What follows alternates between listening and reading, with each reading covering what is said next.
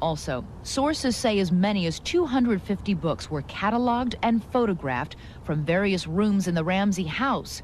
In the event, they yielded possible clues. At least one book found in the bedroom did.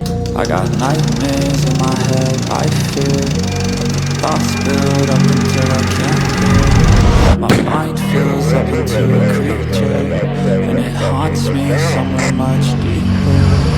I got nightmares in my head, I fear the thoughts build up until I can't hear. That my mind fills up into a creature, and it haunts me somewhere much deeper. Hello and welcome to True Crime Rocket Science, the most authentic voice in true crime.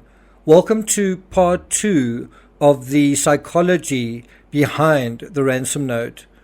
On page 300 of chapter 16 of Mindhunter, there's a reference to capital letters running along a margin of one of the 2 pages of a letter. The ransom note also has capital letters SBTC. These words, like the words in Sherry's note, have also been associated with religious overtones, such as saved by the cross or shall be the conqueror. One question we're asking is whether the ransom note author or authors took inspiration from chapter 16, and if so, how much? In part 1, we identified around 7 potential instances where the authors may have taken tips from just the first 2.5 pages of chapter 16. How many instances do you think we can find in the next 3 pages and the next? Worth playing for? Yes.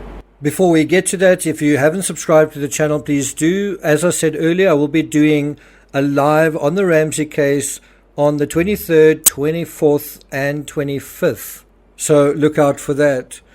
If you're enjoying this analysis, please like, share, leave a comment. You can also hit the thanks button, and let's get started. Capitalization. The capitalization in the Sherry note is a possibility, and although it seems silly in isolation, because it doesn't quite translate, because the notes are different animals in isolation, it's nevertheless something that appears in the text of chapter 16 very early on. And what we do need to do is aggregate all the silly possibilities and then look at what we have. And then the question is, does the answer become clear or not? Let's not forget the ransom note itself is silly on its own terms, yet it arose out of dire circumstances. And so we need to treat it with the same seriousness if we're going to make real progress and find our way to genuine new insights in this old, cold, unsolved case. Number 2, fingerprints on paper. Who knew? On page 301, there's a reference to fingerprint analysis. I think it was the Ramsey case that taught me that you can actually leave fingerprints on paper. Before this case, I didn't know that one could do that. Did you? Also, did the Ramseys know?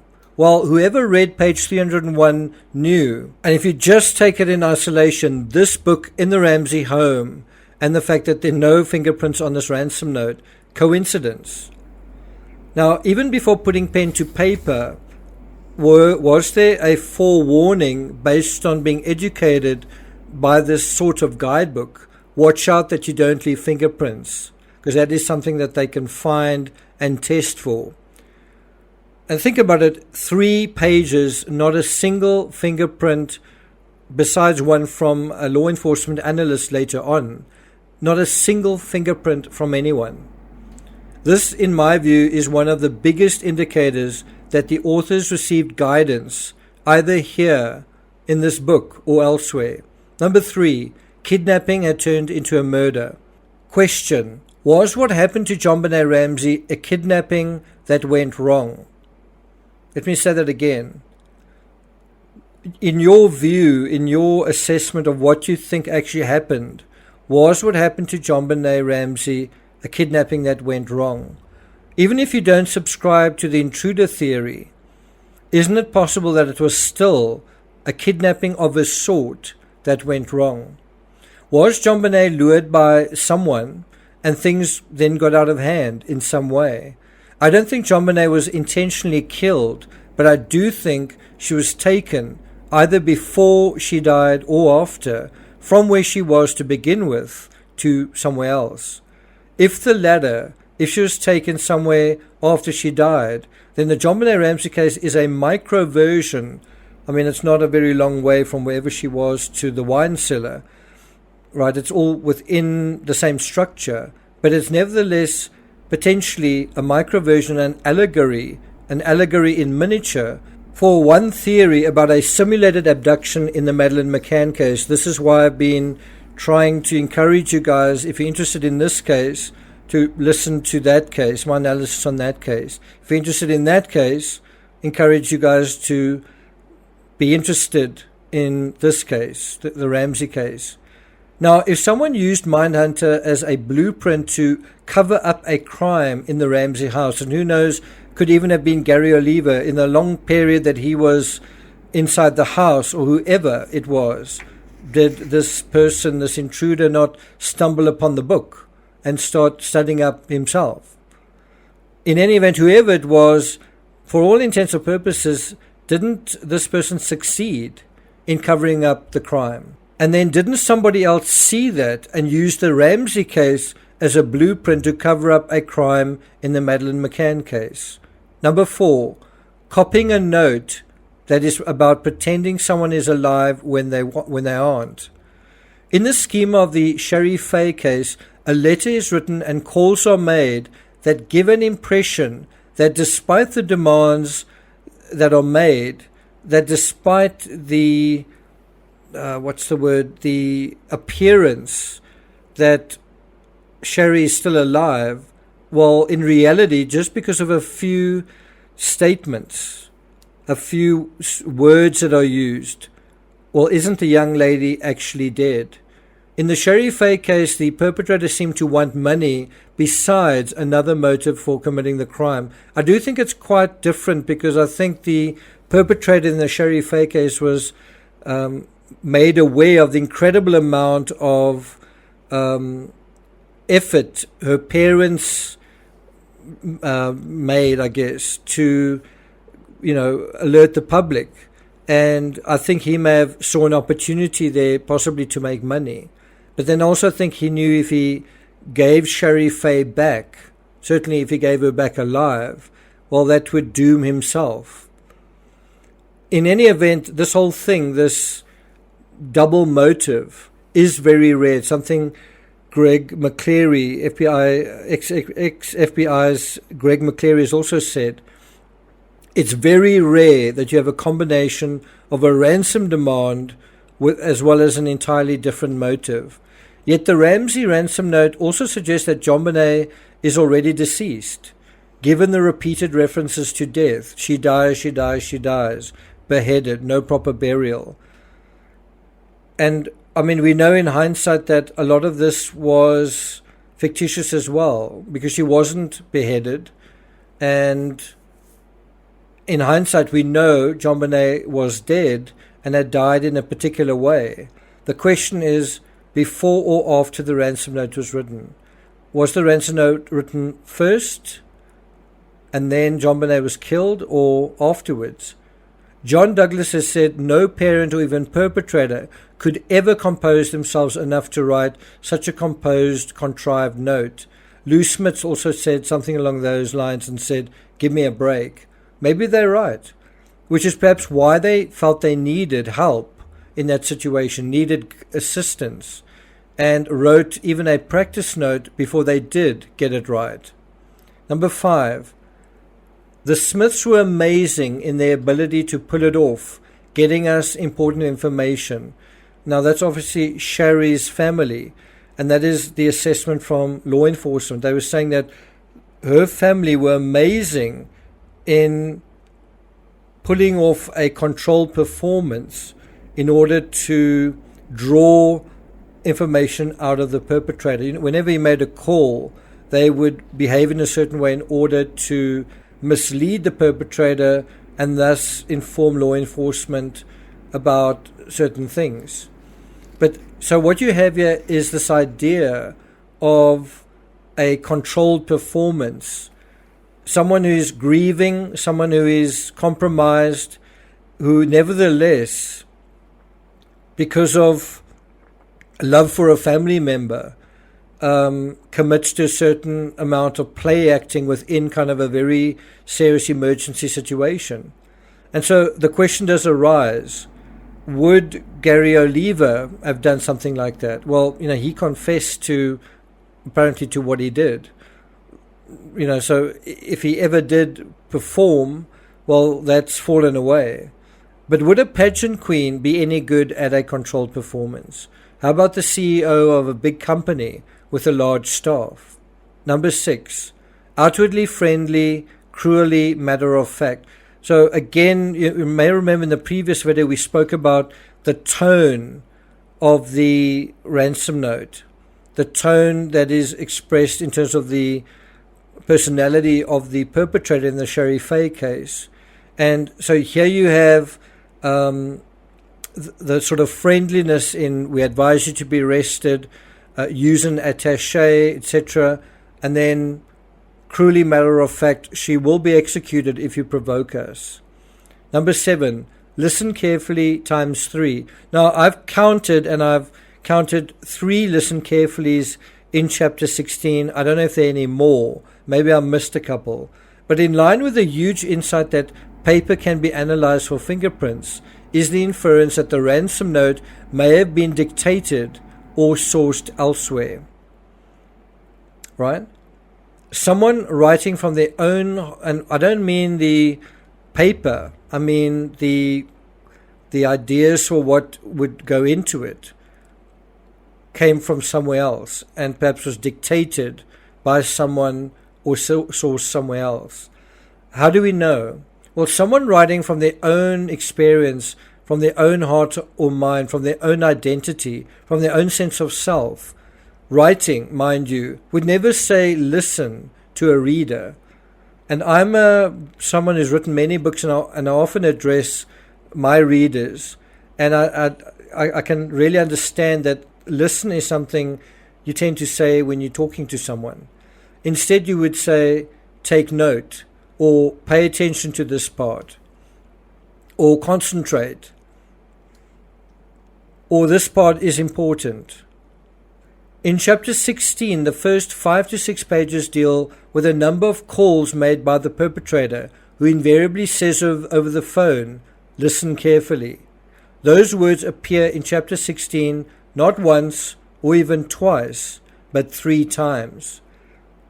And so it's not just random, it's mentioned once. It's something that if you were reading this chapter, surely those words would really stand out to you. This may be the biggest clue the ransom note that proves or seems to provide reinforcement that the ransom note was researched, was derived and derivative rather than original and spontaneous. But it goes further than that. It's crazy that in the very first line, the ransom note writer has given herself away or himself away, right? In terms of this didn't come from this person, they got this somewhere else. Of course, and bear in mind, it starts with listen carefully, right? It starts with that, which is often how these telephone calls from someone in a ransom scenario would start as well. But you wouldn't start a letter that way. You might say somewhere further down in the letter, okay, this part is important, pay attention. Of course, if investigators don't pay attention to this, if that first off note doesn't register, well, it's a slippery slope from there to the intruder narrative. Number 8, did the Ramseys listen carefully to the note? The note says listen carefully. Did the Ramseys themselves listen carefully to the note? For me, this is one of the biggest red flags in the Ramsey case. It's the narrative surrounding the Ramseys themselves and the note. What do they do with it? What do they know about it? How do they respond to it? Because they don't seem to ever handle it. They don't seem to know what's in it. When the dispatcher asked Patsy the most obvious question in the world, basically, what's in the note? Say who took her? What? Does it say the sender? I don't know. There's a ransom note here. It's a ransom note? It says FBTC. Victory. If you listen to the 911 call, it lasts, it's a very, very brief message, and then Patsy even hangs up, right? And at one point, she's asked a question, and Patsy's completely flustered. She says it's a ransom note, then the dispatcher says, does it say who took her? And Patsy's completely flustered. She says, what? And the dispatcher's got to repeat the question, to which Patsy responds, no, I don't know. There's a ransom note here. And so what the impression you kind of get is Patsy simply wants to hand over the note and you guys take it from there. We don't need to be involved any further than that. And even in the short little thing on the 911 call, some difficult, complicated, uncomfortable questions are asked. How long has she been missing? Patsy gets very riled up on that one. But, didn't you look for who wrote the note? Instead of mentioning a foreign faction, which apparently is like in the first lines, Patsy seems more interested in fobbing the note off than paying any attention to what's in it, or staying on the line to say, well, there's this and there's that, and hold on, I've got another page here. Hold on. Oh, on this page it says this, and there's that. You have none of that. Patsy can't wait to get off the line. How did she know to do that? Let me say that again. How did she know to get off the line as fast as possible? Well, because in this chapter, it's about law enforcement kind of colluding with the Smith family. Every time the caller called, keep him on the line for as long as possible, get as much information, by keeping him on the line. And so what do you learn from that? Well, when you make a call, like a 911 call, make sure it's as short as possible. And isn't that exactly what it was? Patsy actually hangs up on her own 911 call. I mean, that alone is in a way also unheard of. The other thing is, besides trying to fob the note off, the Ramseys didn't obey any of the note's instructions regarding not informing law enforcement. When each of the Ramseys were asked in turn to comment on the note, each one in turn said they hadn't read it from beginning to end. Hands up if you didn't know that. So John has said this. He said something, he was asked, how were you dressed with the note and how long did it take you to read the note? And he said that he didn't actually kind of touch the note. He was crouched on his hands and knees and the papers were already laid out, presumably by someone else. And he said that he thought it took him moments to read the note, moments to read a 3-page note. Moments. When Patsy was asked this, she said that she kind of read the note over John's shoulder. In your mind, you would imagine that she would see the note, read the note, kind of call out to JONBENET, call JONBENET's name, wake up Burke, get him running around, look for your sister, go with a note to John, hand him the note, hand him one page, and they would both study it.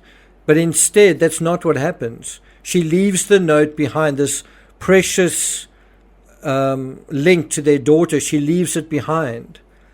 And then John comes down and is on the floor reading it. Don't they turn a light on? Don't they put it onto a proper surface and study it? A table. I'm just saying the treatment the Ramseys give their own note, this important artifact, is quite interesting in and of itself, isn't it?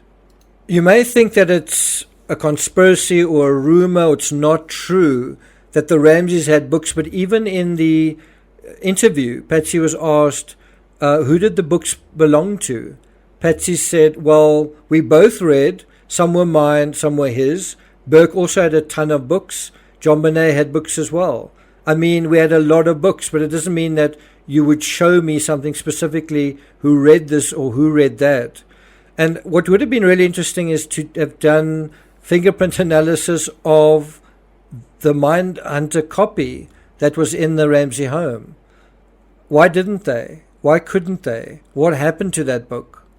Perhaps the most fascinating of all was Burke's response when he was asked, if he'd ever read the 2.5-page ransom note. I don't know the details, but I know the ransom note, they think the handwriting matched. Have you seen it? Have you read it?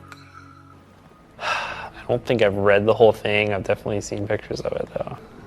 Did the handwriting look familiar to you at all? Had you seen it ever before? No. I feel like the listen carefully is very distinct, and I've never really seen that. Does that make sense? Does it make sense that if you believe the ransom note is real, you would treat it with such disdain, to not even bother to read it? It only makes sense if you believe it isn't real. Well, what do you think they really believed based on their own actions and the psychology in the long aftermath of the note? Thank you for listening, and I'll see you guys next time.